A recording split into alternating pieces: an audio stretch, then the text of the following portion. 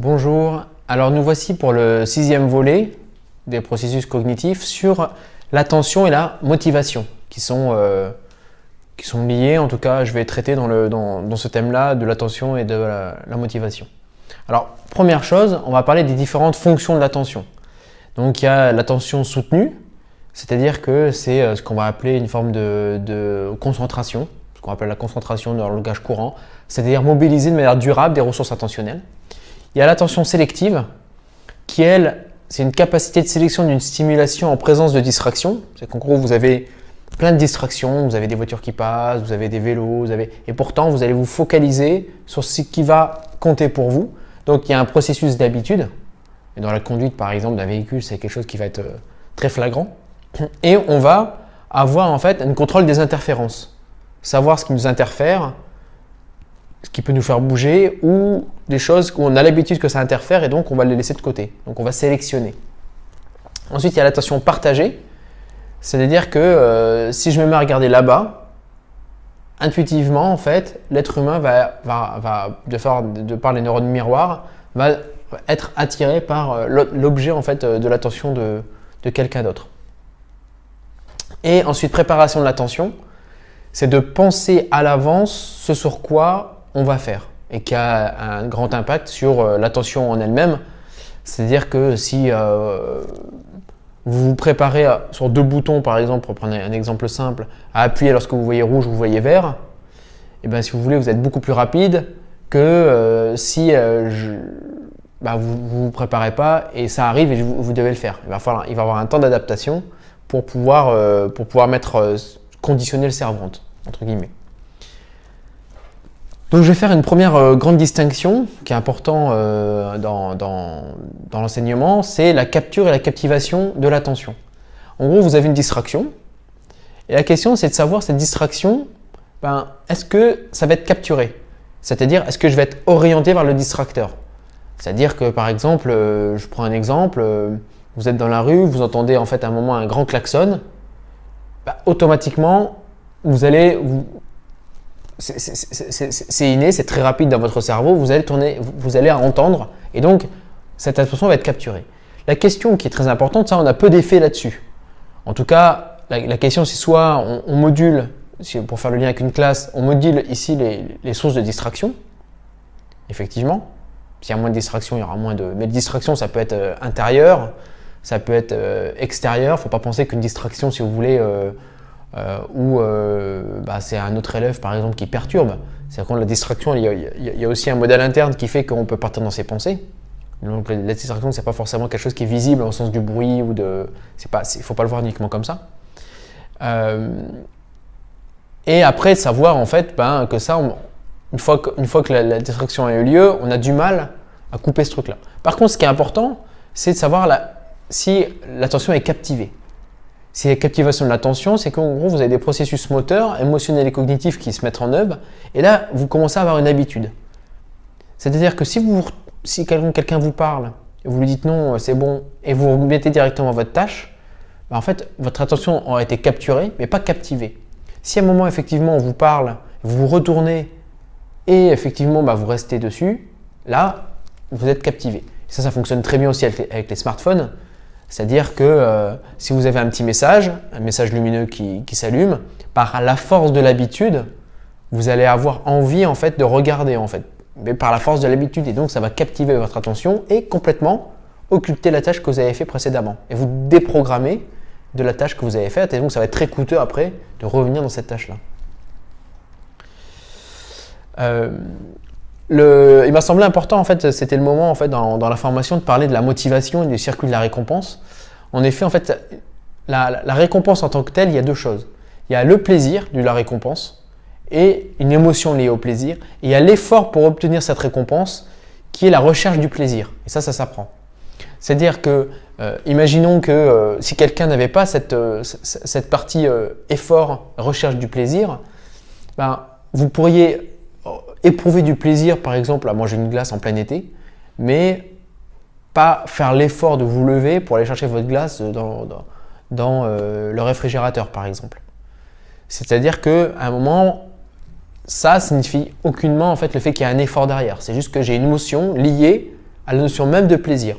Par contre, ici, je vais avoir une recherche du plaisir et la récompense, elle vient justement du fait que je sais que j'ai une émotion liée au plaisir et que je vais devoir faire un effort pour le faire. Voici le circuit de la récompense.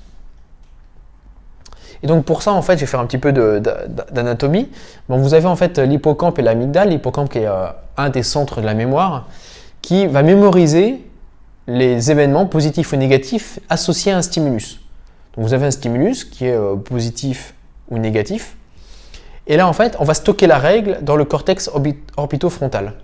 Donc à un moment, on va dire effectivement, si à chaque fois que je fais un effort, par exemple, pour avoir une bonne note, en tout cas d'être bien évalué par mes pairs ou par mon professeur, et que je vois qu'à chaque fois cet effort n'est pas récompensé, par exemple, ben, je vais enregistrer le fait que je fais un effort et qu'il n'y a pas de récompense.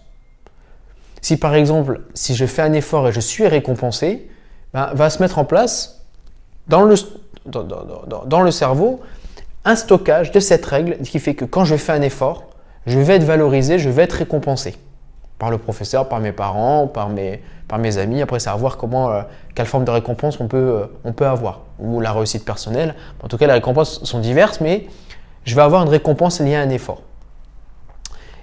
On a un troisième centre, qui est le nucleus accumen, qui lui, en fait, va délibérer et c'est le centre du plaisir, va faire une compétition entre court terme et long terme. Parce qu'effectivement, nos plaisirs, les plaisirs qu'on éprouve à un plaisir de court terme, ne va pas être du tout le même qu'un plaisir à long terme. Et donc, si à un moment, on a une potentiation à court terme, ben, on ne va pas écouter le cortex préfrontal. On ne va pas écouter en fait l'association qu'il y a ici entre l'habitude qu'on a de se faire récompenser lorsqu'on fait cet effort-là. On va être dicté pur par notre plaisir à court terme.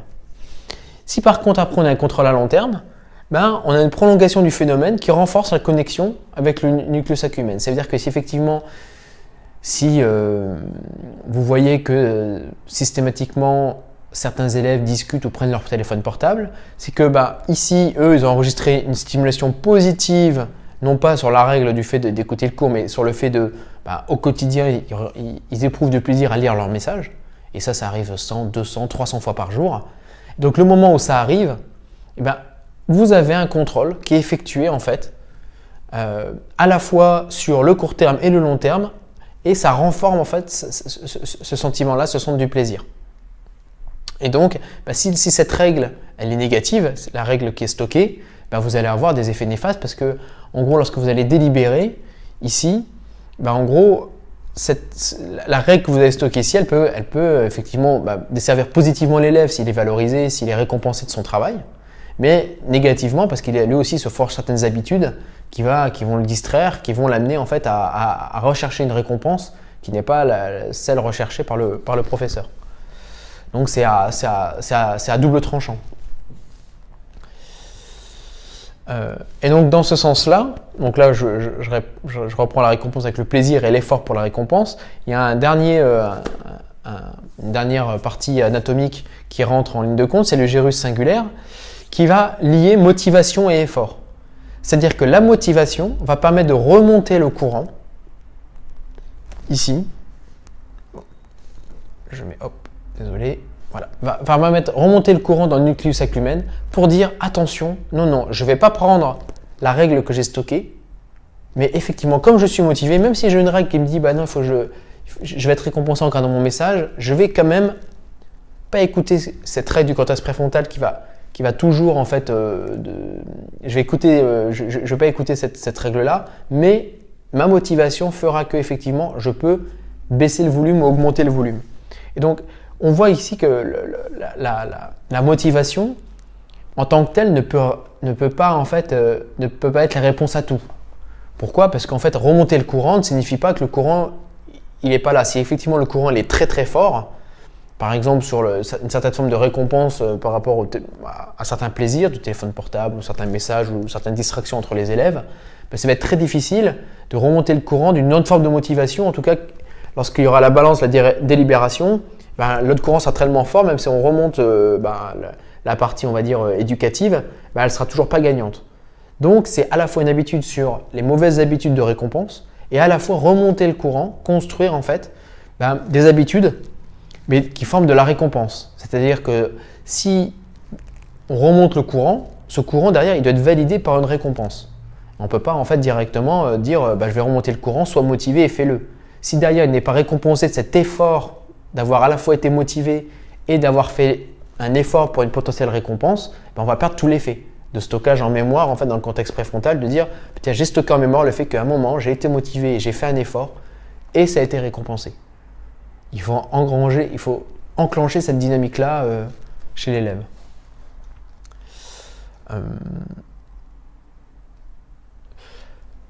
Alors, je vais parler ensuite donc du système exécutif. On a vu dans le raisonnement que les systèmes d'inhibition étaient très importants. Dans l'attention, il l'est également, parce qu'en fait, en gros, l'attention, elle détermine, le système exécutif lié à l'attention détermine quel comportement adopter et quel processus cognitif à mettre en jeu. Je m'explique, on va appeler ça un task set. Donc c'est M. Lachaud qui présente ça de cette manière-là, qui est de dire que j'ai en mémoire toutes les associations entre stimulus et réponse à mettre en jeu pour réaliser une tâche. Je sais que j'ai une tâche, j'ai des stimulus et naturellement, comme j'ai l'habitude, je vais aller voir ces stimulus pour donner ma réponse. C'est quelque chose que j'ai programmé en fait, une forme de pré-programmation en fait que j'ai de mon attention. Et la programmation, une matière en mémoire d'un task set demande un effort cognitif. C'est qu'à un moment, vous devez vous rappeler des tâches que vous devez effectuer pour donner la réponse. Et donc ça, c'est la première chose qui est très importante à savoir dans le système exécutif, c'est que ça requiert en fait à la fois attention et motivation pour dire je ne veux pas lâcher en fait, je veux garder en mémoire de travail les associations stimulus-réponse à mettre en jeu pour la réaliser correctement. Et ça en fait, c'est lié aux habitudes. C'est-à-dire que avec l'apprentissage, les associations qui se répètent, alors ça peut être des bonnes associations ou des mauvaises associations, malheureusement, c'est pour ça qu'il faut déconstruire s'il le faut, elles ne sont pas stockées dans le cortex préfrontal, mais dans le lobe pariétal, c'est-à-dire plus en arrière en fait, c'est-à-dire que c'est une forme de mémoire de long terme en fait des task sets. Donc si vous n'avez pas de task set actif, vous réagissez en fonction des habitudes, de ce que vous avez stocké par automatisme.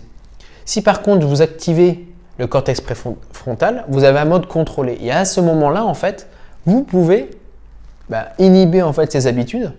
C'est-à-dire que si, imaginons, vous lisez en fait un document, vous voyez un élève lire un document, il ne surligne pas, il paraphrase en lisant. Quand on lui pose des questions, pourquoi il a pris telle ou telle phrase, il ne sait pas vraiment pourquoi il a pris telle phrase, c'est juste qu'il pense que globalement ça répond à cette question. On voit que la manière dont il a appréhendé, fixé son attention sur les quelques phrases, si c'est un petit texte, sur les quelques phrases qu'on lui avait demandé, là, il a fait par automatisme. Alors qu'en réalité, on peut avoir un mode contrôlé et avoir une succession de tâches à réaliser pour pouvoir donner la bonne réponse et savoir comment on analyse réellement un texte, par exemple. Et donc là, il va falloir qu'il active son cortex préfrontal pour pouvoir justement orienter son attention pour les tâches successives à réaliser. Et donc, on va appeler ça un set attentionnel. C'est qu'en gros, vous avez en fait un task set. C'est qu'en gros, un stimulus-réponse. Vous avez un stimulus et vous savez quelle réponse après pour la tâche vous allez donner. Et vous avez des informations sensorielles à prendre en compte. Et là, en fait, en gros, c'est sur quelles informations il faut faire attention. Je reviens sur mon texte. C'est qu'à un moment donné, vous savez en fait, vous connaissez la séquence qu'il faut pour réaliser cette tâche. Et là, compte tenu des informations sensorielles que j'ai, je vais réussir à la mettre en œuvre, à avoir ce set attentionnel. Et donc, tout le but de l'enseignant, ça va être de construire des sets attentionnels pour que, à la fois, il ait une stimulus-réponse pour la tâche qui soit bonne, mais qu'il soit capable à savoir quoi faire attention. Et tout ce qu'il doit effectivement ignorer. Alors, c'est la réponse, c'est la suite de l'exposé, c'est être attentif à quoi? C'est-à-dire effectivement, vous avez plein d'informations, le set attentionnel, c'est savoir sélectionner la bonne information.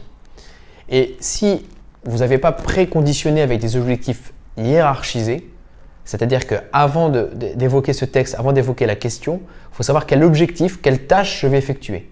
Pas un objectif global qui fera que l'élève sera laissé à lui-même, mais de manière très séquentielle, qu'il puisse avoir des objectifs clairs sur la manière dont il doit orienter son attention. Et effectivement, vu qu'à chaque fois il réalisera cet objectif, il réussira, on aura une stimulation positive du circuit de la récompense. Et donc stimuler ce circuit de la récompense via ces objectifs de court terme, hiérarchisés, va faire que son attention va être captée, et donc captivée même, et va pouvoir enclencher positivement la réponse du circuit de la récompense. Donc la question maintenant, c'est de savoir comment on peut programmer l'attention en termes pédagogiques. Il faut faire très attention à l'intensité, c'est-à-dire que vous avez des difficultés de la tâche qui sont croissantes. Donc il faut faire attention à la quantité d'attention utilisée. On ne peut pas demander en fait de résoudre, de raisonner et en même temps d'utiliser énormément d'attention. Les ressources cognitives sont limitées et donc comme elles sont limitées, vous ne pouvez pas demander à un élève, alors qu'il n'a même pas, que son attention est portée par exemple sur la lecture, si je prends la lecture, si vous voyez qu'il a du mal à lire, de réfléchir à la signification de cette phrase. Donc là c'est très important de bien calibrer la tâche pour que justement il puisse avoir les ressources cognitives nécessaires pour assurer cette tâche-là.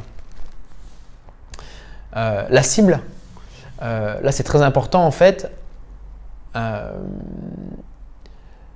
de savoir exactement à quoi faire attention. Quand on dit voilà, faites attention de bien lire, c'est quelque chose de trop vague, trop imprécis pour le cerveau. Il faut être très précis dans les termes qu'on va utiliser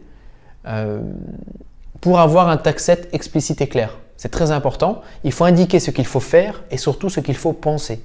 Donc ça détermine beaucoup en fait la manière dont on va orienter nos questions, notre questionnement, la manière dont on va faire penser, réfléchir les élèves.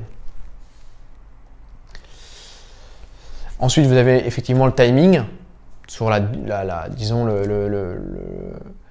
la durée de l'attention que vous allez faire. Et comme je l'ai indiqué, c'est très important de pouvoir décomposer les tâches pour pouvoir justement calibrer cette intensité, cette cible et à quel moment vous allez donner ces stimuli d'attention. Merci.